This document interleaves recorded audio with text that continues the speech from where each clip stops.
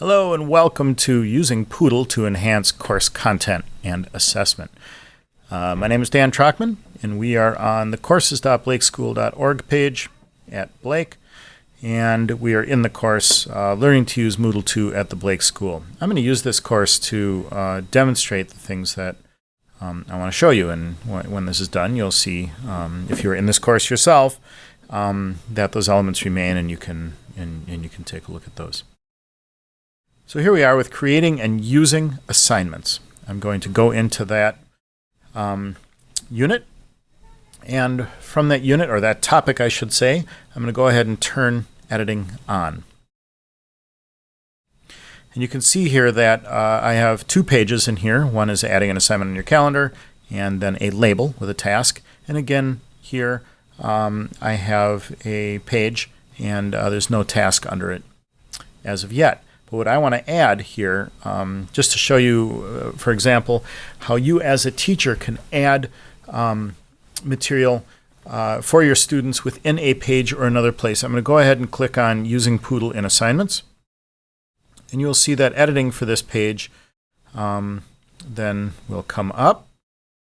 Go to Administration and edit it. So here we are. You can see there's the name, there's a very short description, but we have the page content, which is what is important. You can always drag your HTML area editor. So for example, here under Poodle, if I want to add a video right here for anyone to see, so this could be within an assignment, giving directions. You could also teach students in any interaction area, including forums or other places, if they want to leave video, how to do this. So I'm going to go ahead and add, well, it can be just as simple as adding a link. So I can say video here. I should spell that right. And highlight it. And once something is highlighted, you can see it's available to make a link with it. From that link, it's going to ask me for the URL. So where is the location of this video? And I can click right here for a browser for that. So I'm going to browse for it. Obviously, it doesn't exist yet, but in my very rich file picker over here, I'm going to pick this type called Video Recorder. You can see I'd used it before, so it came up as the default for me. And first, it's going to ask me, do you give permission for the Flash player to record using your camera and microphone? And I'm going to say yes. I just turned on more light in my office here. You should always have as much light as possible whenever you're recording a video from a webcam, as low light situations make for grainy, miscolored videos. So I'm going to allow the Flash player to use my camera and my microphone. And there I am. Hey, it's me recording. So there are some places to change settings here. You do not need to make settings changes. The defaults should work just fine. So I'm going to go ahead and record some video for my students. Recording and adding video and audio directions can be a great way to enhance an assignment, give kids an opportunity, or adult learners for that matter, an opportunity to hear you speak, to see you talk, to use your hands, to manipulate things, to be able to show an example of something in science, those sorts of things. I'm going to go ahead and stop the recording of this video. And if you'd like to, you can always hit playback to say, hey, do I look as good as I thought I did? Recording and adding video. So you can see there that I just saw a little bit of my preview and it looked just fine. When I'm done, I'm going to go ahead and hit next. One thing I have noticed is that if you do not have a good connection or your connection is not working properly, instead of having a green light here, you're either going to have a yellow light or a red light, and your recording is simply not going to work. So make sure that you've done that. If you want your recording to be available to see on other devices besides a laptop, you're going to want to click the .mp4 setting right there. It makes it more universal. That way it'll play on a iPad, for example. One nice thing about Poodle is that this recording system, even though it used Flash on my computer, it would sense correctly if I was using an iPad or an iPhone and would record using a different method. Recording it from an iPhone or an iPad ensures that you can read it from an iPhone or an iPad. So you got that going for you. So I'm going to go ahead and hit next. It's going to crunch it. Hey, it's already done processing. And I just simply hit select this file. going to do some uploading and downloading by way of Japan, believe it or not. And I'm going to go ahead and hit insert. And now what I've done here is I've got a description of what Poodle is, and I have a little video about what Poodle is. And I can go ahead and save it and display it. And when it comes back up for display, because we've done some magic, it'll automatically embed the video there. You don't have to do anything about telling it where to be or what to be. As long as you have the link in there, it'll automatically play it. As you can see, I can play it. Recording and adding video and audio directions can be a great way. So that's cool. We like it. So that's Poodle, adding video. We can also add Poodle audio. It's very similar. Once again, I'm going to edit settings for this page. Down here in my editor, I'm just going to put a return in, audio here. Think y'all get the point by now, right? Put a link in for that, browse for it. This time I'm going to go down and do audio recorder. You can use this MP3 recorder, for example. It's more compatible on more devices. Why not use the more compatible one? As long as I'm in here, I'll also show you that there's a flash-based audio recorder.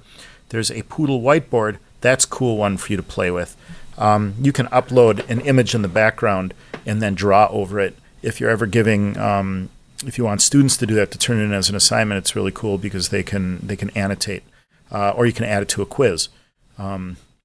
Within quiz, it'll actually ask you if you want to use Poodle whiteboard or the various Poodle widgets that you can play around with at another time. That allow you to do all kinds of interactive things that we couldn't do before. So once again, I'm going to allow it. I'm going to go ahead and I'm going to record some audio. I'm recording audio. This is using Poodle. You can record directly in your browser. As you can see here, no additional software is needed besides a browser and potentially Flash. This one is actually not using Flash. Stop. Makes some conversion. Makes a round trip to Japan. I can play it to test it. Go ahead and I'm going to record some audio. It works. Hit next. Which thing to use? Now, if we knew more about widgets, and that'll be for another time, there's word players. So there's some pretty cool things that you can do with this in terms of using it for assessment. For example, the once player is designed to play the audio just one time for that session, I believe. It's pretty cool. I'm just going to pick the standard audio player for now. But I encourage you to search on the internet and find out some more about those more advanced topics. Too much to cover here. Select that file, go ahead and insert it. And once again, when I save and display, whoopee! I have some audio right here. Go ahead and I'm going to record some audio. I'm recording audio. Some controls here for volume. You can record directly in your browser. You get the idea. For those of you that used NanoGong in the past, you can see the obvious advantages over this, including speed and clarity and just the fact that it works. It's pretty darn nice. Lastly, I'm going to go back out to the page that we're in, creating and using assignments. And I'm going to do one more. So here under add an activity or resource, so because this is an assignment, I can't actually embed an assignment directly without creating it first and making a link into any other activity or resource. So I'm going to make the activity, in this case, here directly in the topic area. So I'm going to click on add an activity or resource. And under activity, I want to pick assignment. I'm going to add it. Just call it Poodle example assignment. What have I done? Just going to name it Poodle sample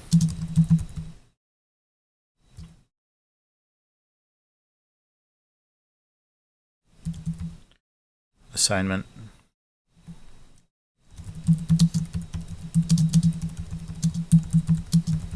Please upload a short video assignment for me. Of course, at this point, you can put in quite a bit more directions for your students, including, of course, because now you know how, by opening your editing tools, you can even add a video or audio assignment for the students. So let's say you were to read something to them in Spanish and want them to answer in Spanish. You'd be able to give them an oral directions for an oral assignment.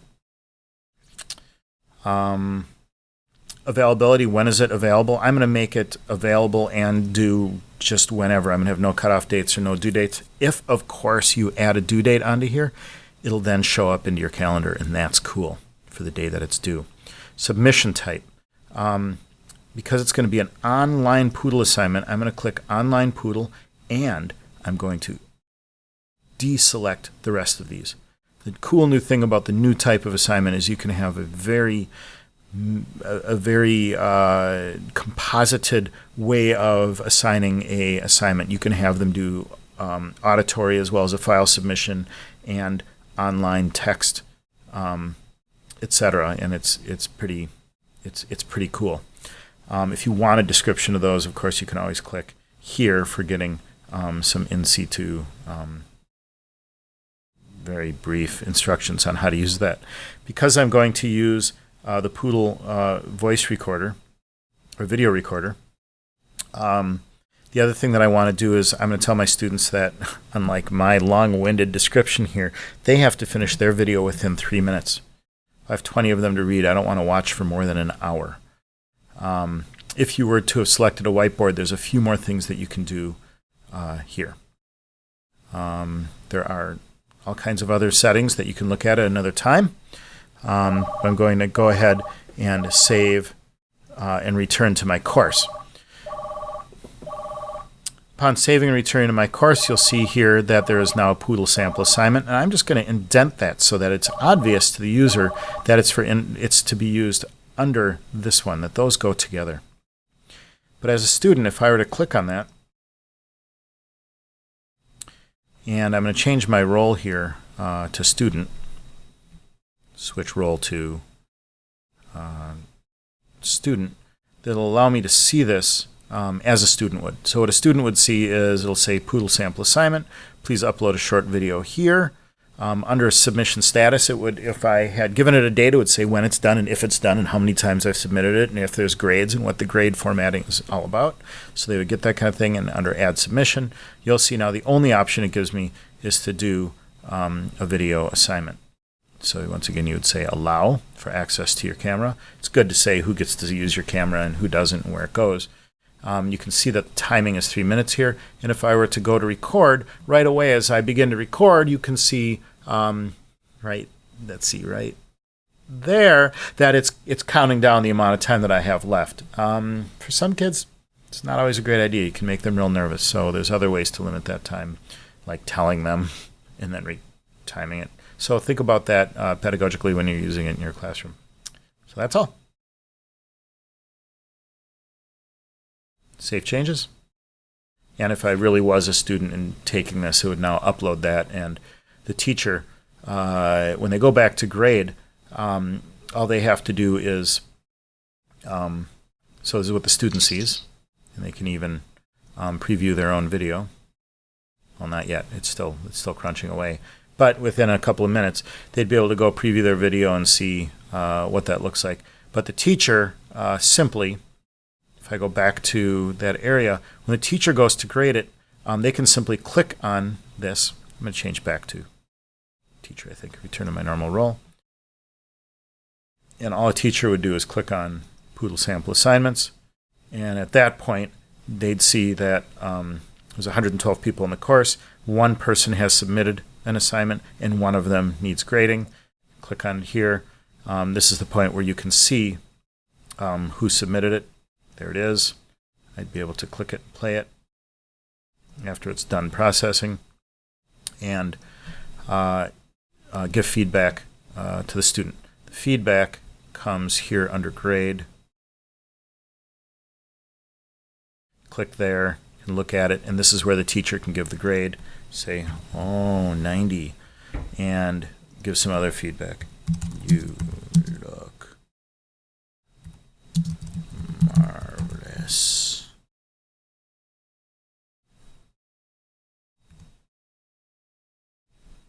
And then go ahead and save that. And now in that student's gradebook, they'd be able to see that feedback. Of course, you probably wouldn't tell them you look marvelous, but it's to myself. There you go. Any questions? Let me know.